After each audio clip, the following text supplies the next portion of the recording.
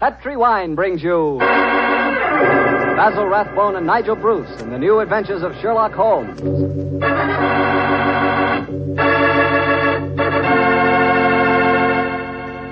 The Petri family, the family that took time to bring you good wine, invite you to listen to Dr. Watson tell us another exciting adventure he shared with his old friend, that master detective, Sherlock Holmes. And I want to ask you something. You know, every now and then I've told you about the good old American custom of serving a glass of sherry before dinner, particularly Petri California sherry. And I wonder if you've tried that Petri sherry. Really, a glass of Petri sherry is the best beginning a good meal ever had. Petri sherry is clear, fragrant, and truly delicious. It's a wonderful wine whose flavor is the essence of luscious, sun-ripened grapes. And Petri makes two kinds of sherry wine, a regular sherry and Petri Pale Dry. If you don't know which you prefer, try them both. Don't buy one, buy two. But remember, always buy Petri, because Petri wine is always good wine.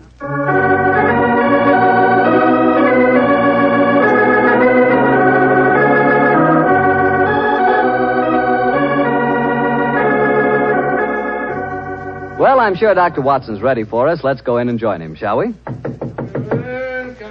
in. Good evening, Mr. Bartell. Good evening, Doctor. Quiet, Willie. Quiet, Monty. Lie down. The dogs seem very pleased with themselves tonight. Did they have a good day? Yes, the three of us did, my boy. Go on. Run off out in the patio. I took a 7-iron and some old golf balls on the beach this afternoon. I improved my game, I think, and the dogs had a great time chasing the golf balls. On the way home, the little rascals had a furious battle with an elderly pelican, so their day was complete.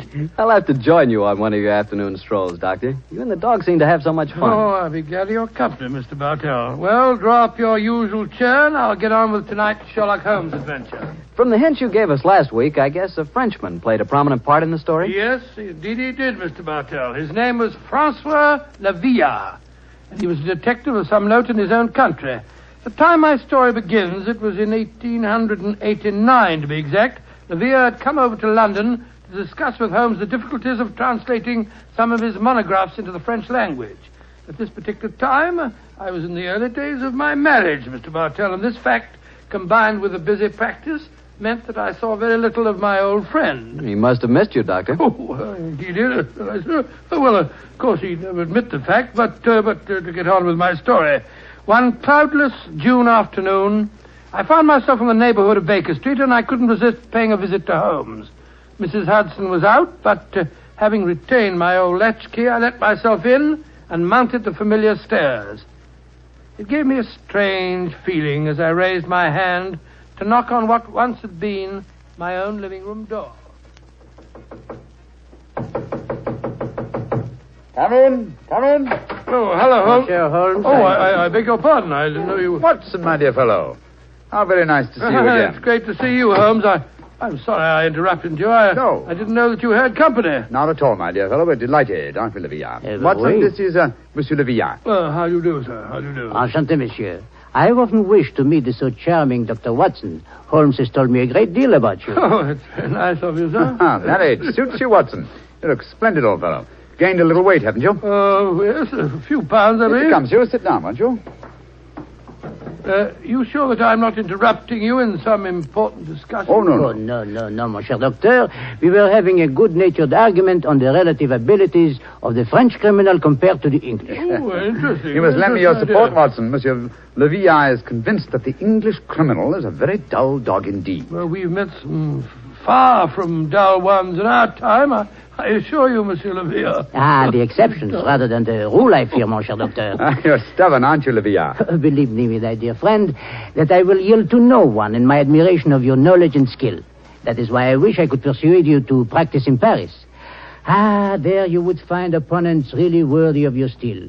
What can happen to interest you in this land of grey frogs, boiled potatoes, and pots of tea? Gracious me for myself, sir, you're not very flattering. Oh, don't be so insular, Watson. Oh, I meant no offense, my friend. Well, you say that the English criminal is dull. Well, perhaps if you were to read a published story of mine called A Study in Scarlet, you'd think differently. It tells of a very exciting adventure that Holmes and I had. I have read it, my friend. Oh, you have?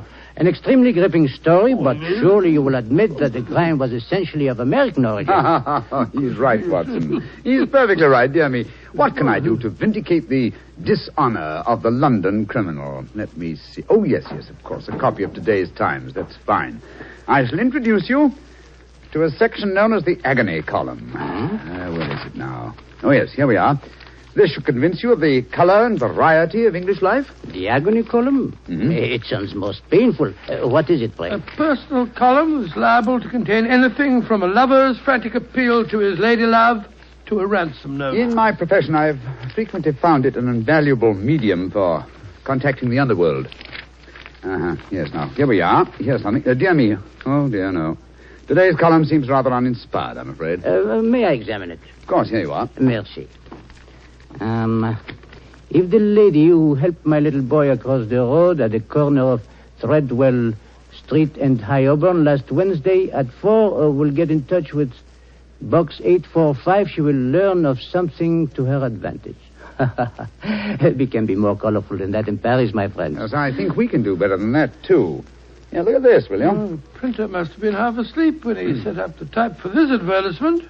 Will any gentleman interested in discussing cryptography and cipher writing please communicate with Box XQL 696, The Time? Well, I fail to find this message any more stirring than the preceding one. You notice the execrable printing, don't you? Indeed I do. It is all mixed up. The first word, will, starts with a capital W and a capital I. The second word, any, starts with a small a, and then has a capital N and Y. It is a shocking example of typography. And when it occurs in a paper noted for its excellence in typesetting, one realizes that this is no mistake. What do you mean, huh? This is undoubtedly a code message. Come now, my friend. I defy even you to make a mystery out of a printer's negligence. I accept your challenge, my dear Lavillard. If you recall, the Baconian bilateral cipher depends upon the use of two sizes of type. If we group the letters in units of 5, the arrangements of small and capital letters within the group should give us the message. Now, let's see. 2 capitals followed by 3 small gives us the letter H.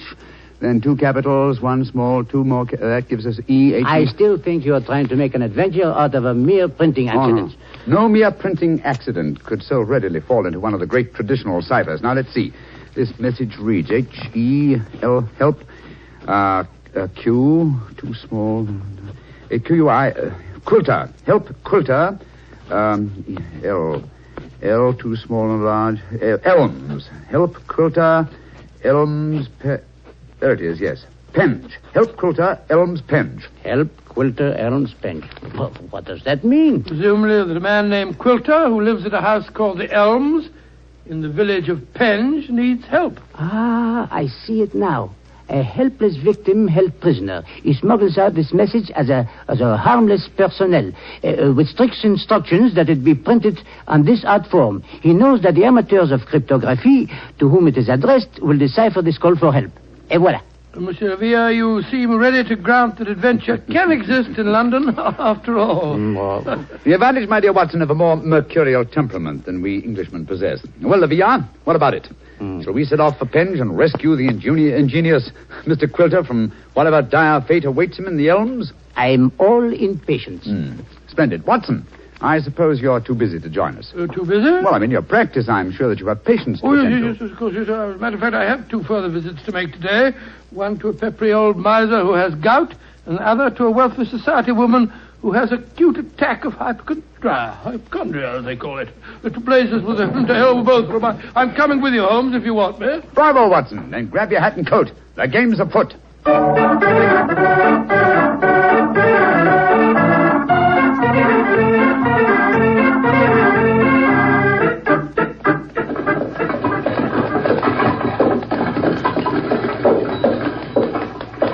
Here you are, gents. The Helms Penge. Nice afternoon for a drive, wasn't it?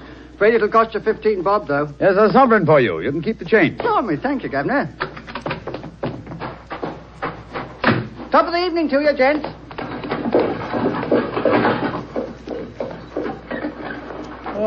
So this is the Elms, eh? Quite a bit of land for such a modest neighborhood. To call it the Elms seemed remarkably inapropos. I cannot see an elm tree in sight. So you see, Livia, the English have more imagination than you give them credit for. Are you just going to walk up to the front door and knock, Holmes? Why not? The direct approach is often the most satisfactory. Oh, you disappoint me. I had hoped that perhaps you would adopt one of the disguises in which you are so adept, I am told. Well, since it's unlikely that these people know me by sight, that's hardly necessary, is it? However, I trust that this little problem may reward you with some colorful highlights before we're through. Oh. Great Scott. Revolver shots. They came from the house. We are too late. Monsieur Quilter has been murdered. No, I think not. You will observe that the next-door neighbor to the Elms was mowing his front lawn as we drove up. He is still engaged in the same occupation. Obviously, revolver shots attract little attention in this vicinity. Mon Dieu, you mean that violence and sudden death are so common that they do not attract even the passing interest? No, Villa. Even the British are not as phlegmatic as that. Then what is the answer to those shots, Holmes? Look, some member of this household is addicted to pistol practice. The fact that a shooting target is nailed to the back of that fence over there would further support the theory. Well, that's rather ominous, in my opinion. Well, here we are at the front door. Let's keep our wits about us anyway. Are you carrying a revolver, Dr. Watson? No, and a stethoscope, I'm afraid. I was prepared for sickness when I left the house today, and not for crime. I, too, am unarmed. How about you, Monsieur Holmes? Only a magnifying glass, I'm afraid. Hardly a very lethal weapon. Yes? My friends and I were calling on Mr. Quilter. Oh?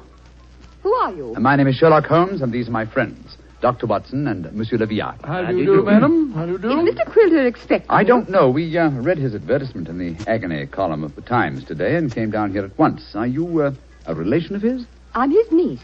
Oh. My name is Doris Faversham. Come in, won't you? Miss Faversham, I suppose it is. Yes, Doctor. It's Miss Faversham. We heard 3 revolver shots as we were walking up the driveway. They gave us quite a start. Yes, mademoiselle. We were afraid that we might have arrived at a time of tragedy. Yes, indeed. Tragedy? Oh, my hobby is revolver shooting. I was doing some target practice in the back garden as you arrived. Revolver shooting, Miss Faversham. How very interesting. I flatter myself that I'm something of a marksman myself. Oh, really? Mm-hmm. Well, perhaps we can have a match. Won't you sit down? Your challenge intrigues me, Miss Faversham, but before I accept it, I should like to see Mr. Quilter. Well, Uncle George is paralyzed, you know. Oh, well, Spends all his time in a wheelchair. I'm not at all sure he'll see you. Well, at least you can ask him, can't you, Miss Faversham? It is his custom at this time of the day to take a little nap. Perhaps tomorrow... Doris! he's still awake. Who's here? Yes, Uncle. Some men have come to see you, Uncle. Well, bring him in. Follow me, gentlemen.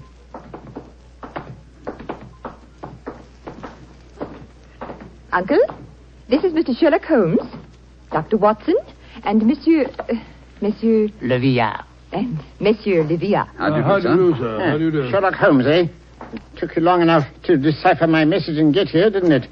Your brother's a much faster worker, isn't he? Oh, what makes you say that, Mr. Quilter? Received this telegram from him at 11 o'clock this morning. Read it for yourself. Oh, well, what's it say, Holmes? Suggest you consult my brother Sherlock, and it's signed Mycroft Holmes. Yes, Mr. Quilter, my brother is a much faster worker. Or shall we say that he suffers from the unfortunate habit of early rising. He undoubtedly read the agony column 3 hours before I did today. Don't know about that, but I've been expecting you all day. I imagine you know why I inserted that advertisement. Well, I had the impression that you were under some form of restraint, that you were in need of a rescue party, as it were. Rubbish. My advertisement was a piece of subtle bait. The only person that could decipher the message would obviously be someone who knew the Baconian cipher. Very logical deduction, Mr. Quilter. You see, I'm convinced, as any sensible man should be, that the so-called Shakespearean plays were written by Sir Francis Bacon. Oh, I see. But I felt that it needed a clever man to prove the fact. Mm-hmm. I was sure that anyone who was able to decipher my message was the man I needed. And what will it take, Mr. Holmes, to do the job? I'm a rich man. Name your fee. You mean to say that you inveigled Mr. Holmes down here just to do some research on the origin of Shakespeare's work? Oh, you needn't look so shocked, Dr. Watson. My uncle has offered to pay him a handsome fee. Well, what do you say, Mr. Sherlock Holmes? An interesting subject for research. I'll concede that Ignatius Donnelly and others have proved almost beyond doubt that William Shakespeare of Stratford-on-Avon did not write the plays, but I greatly doubt that Lord Bacon did. I may devote my leisure and later years to some investigation on the subject, but in the meanwhile, Mr. Quilter, I'm afraid I'm much too busy to undertake such an assignment. Please yourself. Show the gentleman out, Doris. Goodbye, sir. Good day, sir. Too bed you had this long drive down here for nothing, Yes, gentlemen. I'm afraid I quite agree. It would seem to me that your uncle has a distinct talent for practical joking, mademoiselle. Uncle? Oh, Uncle never made a joke in his life. Mr. Holmes, now that you're here, perhaps you'd like to indulge in a little shooting match. Thank you, Miss Faversham, but as I told your uncle, I'm a busy man. Good evening to you. Goodbye, gentlemen. Goodbye. Holmes, old fellow, you're losing your touch. You'd never have made a blunder like this if I'd still been with you. It is comforting for an aspiring detective like myself to know that the great Sherlock Holmes is fallible. Yes, indeed. Then am I to assume that I must continue the case alone? What do you mean, continue the case? There isn't one. Quilter's in no danger. He's in desperate danger. What? I'm only afraid I may be too late to save him. But we have just spoken to the man. Oh, no. Did neither of you notice the traces of fresh loam on the boots of that supposedly paralyzed man? Gentlemen, I fear the agony column has led us to murder.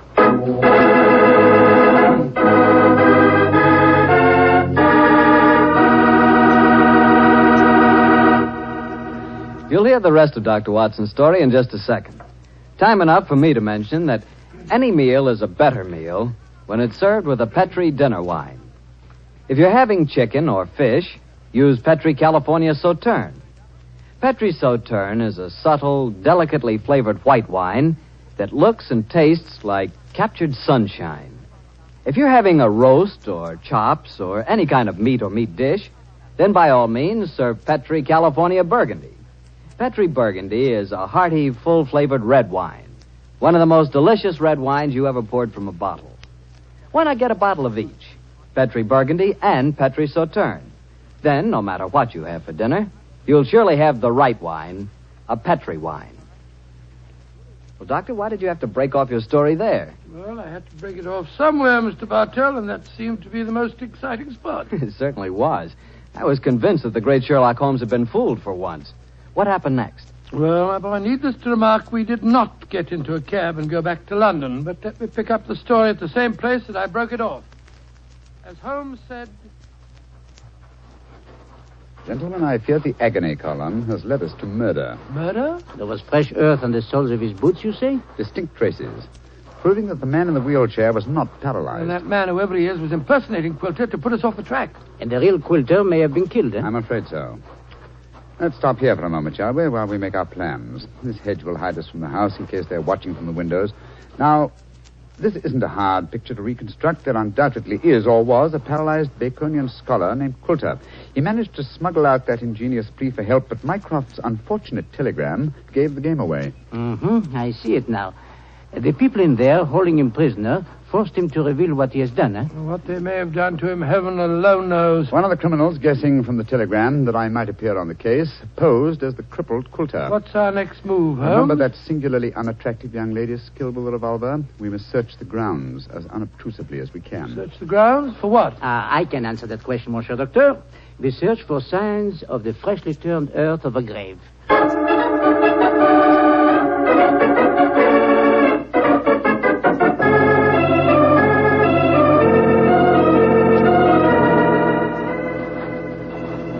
We didn't find any traces of the poor devil's corpse, thank heaven. No.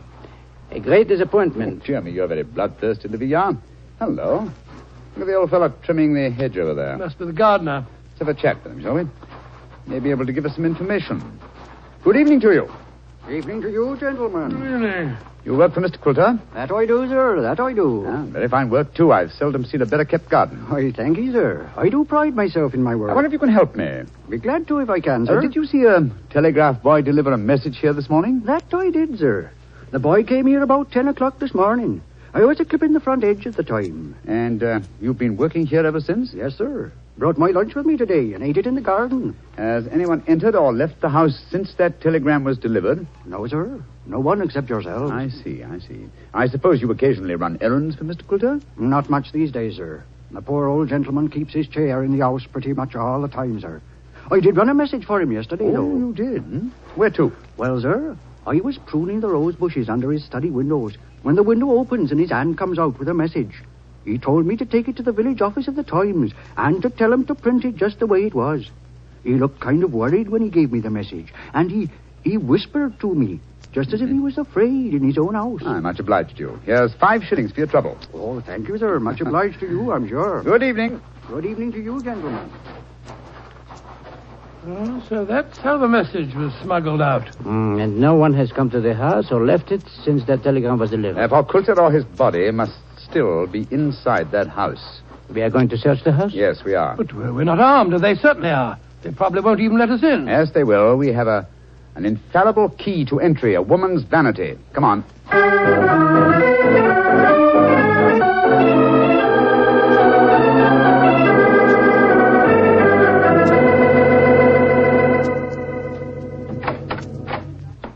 Oh, so you came back.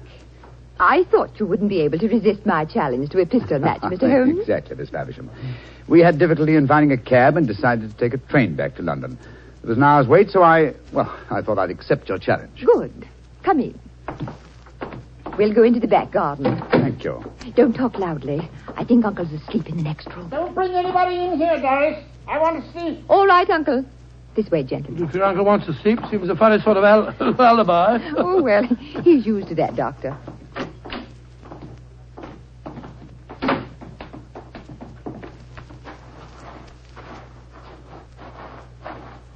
Here we are. This is the 50-yard range, Mr. Holmes.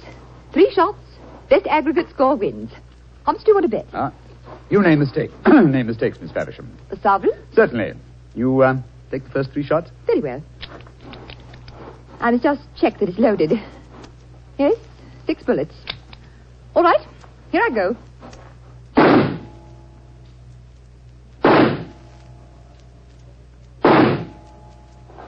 Bravo, Miss Faversham. Splendid. Bullseye and 2 winners.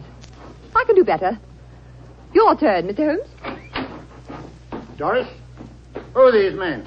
Friends of mine. I'll introduce you in a minute, Geoffrey. We're in the middle of a match at the moment. Your turn, Mr. Holmes. The revolver, please. Here you are. Thank you.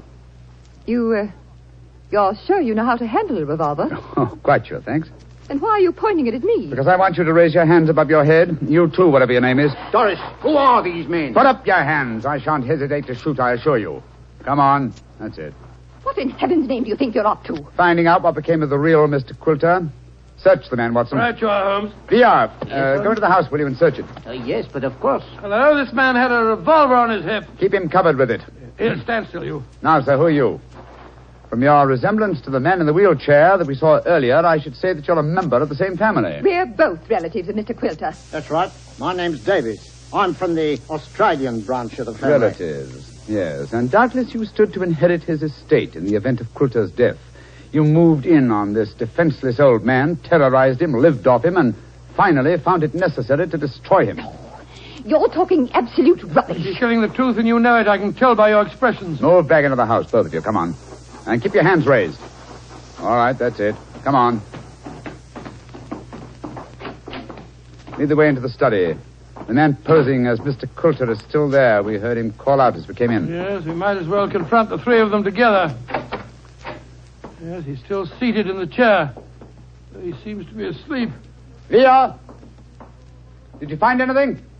Not a trace of the missing men, Monsieur Holmes. Davis, what did you do with Mr. Quilter? I didn't do anything with him. Of course not. He's sitting there in that chair. It's no good lying to us. We know that man's an imposter. This is a fantastic situation. Nobody has left this house since the telegram arrived, and nobody has come to it, yet Mr. Quilter has vanished. Good Lord, how can he sleep through all this talk? You'd think he'd been drugged. Sophia! We're idiots. You are unquestionably the most promising detective in France, and some people have been kind enough to grant me a similar status in England, and yet my old friend Watson has just solved the case. Oh, well, nothing. I was just too happy to... What? Solved it? Well, how? Listen to the breathing of that man in the chair. What? He's been drugged. There sits the real Mr. Quilter, the persecuted victim who sent a cipher message for help. The man we spoke to earlier. Was you, Mr. Davies, impersonating Quilter. After you'd received us, you took off your disguise, adopted an Australian accent, and then hid your drug victim by placing him in his own wheelchair, knowing that would be the last place we'd look for him. And they would have kept him here until we had gone and then murdered him. What a devilish plot. Well, what have you got to say for yourselves? It was Geoffrey's idea, not mine. I didn't have anything to do with it. That's a dirty lie. You were in this as much as I am. Oh, this is splendid, simply splendid. Please continue the argument. It'll make interesting evidence in court. You can't take us into court. Of course you can't. What's the charge? Quilter's still alive, isn't he? When Mr. Quilter revives under Dr. Watson's ministrations, you will be charged, I have no doubt, with attempted murder, abduction, sequestration, duress, and probably several other counts.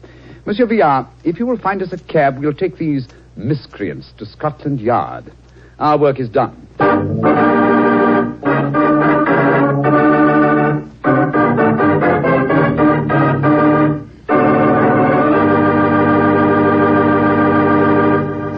Well, Doctor, that was a fine story.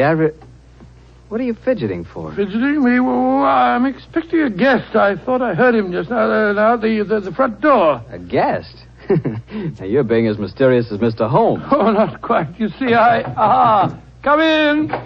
Dr. Watson, how are you old rascal? Gregory, my boy, it's great to see you again. Mr. Bartell, meet my friend, Mr. Gregory Hood. Not the Gregory Hood. Mr. Bartell, I like the way you say that. Yes, Mr. Bartell, this is the Gregory Hood. Mr. Bartell, if you listen to Dr. Watson, he'll lead you to believe I'm much more important than I am. I'm quite a simple person, really. I'm kind to dogs, just love little children, and always help old ladies cross the street. I also know how to make a fire by rubbing two sticks together. Yes, and unlike my old friend Holmes, you pretend to know very little about criminals and crime, and yet you're one of America's outstanding criminologists. So I've heard. A hobby, Mr. Bartell, a hobby. My real business is importing, headquarters San Francisco. Need any old masters? Perhaps I can sell you a nice piece of jade, or would you rather have a bit of old Balinese sculpture? Now, wait a minute. This is all a little too fast for me. Yes, you learn that Gregory is a little too fast for everybody. But, Mr. Bartell, I'm sure you'll get to know Mr. Hood a good deal better. You see, as I've told you, I've always wanted to take a trip back to England, and now I have a chance to do so. But, Doctor, won't I see you again? What about our story? Oh, I shall be back in the fall, but meanwhile, I've asked Mr. Gregory Hood to get together with you at this time every week and tell you some of his experiences. Which, of course, makes me feel very important. Mr. Hood, as you know, has been involved in many famous cases dealing in crime. His importing business and his hobby criminology are a strange combination. I learned that he keeps a diary of these cases, and it's a fascinating book. The Case Book of Gregory Hood. The Case Book of Gregory Hood. Sounds intriguing. Intriguing? It certainly is. Thank you. Well, then I can tell all our friends, be sure to listen next week at the same time and every Monday night through the summer to The Case Book of Gregory Hood.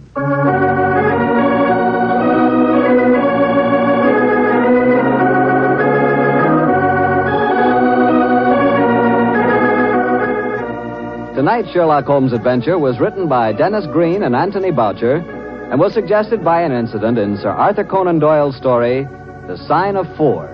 Music is by Dean Fossler. Mr. Rathbone appears through the courtesy of Metro-Goldwyn-Mayer, and Mr. Bruce through the courtesy of Universal Pictures, where they are now starring in the Sherlock Holmes series.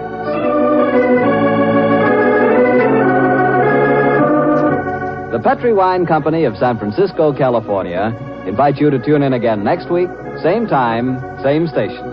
Sherlock Holmes comes to you from our Hollywood studios.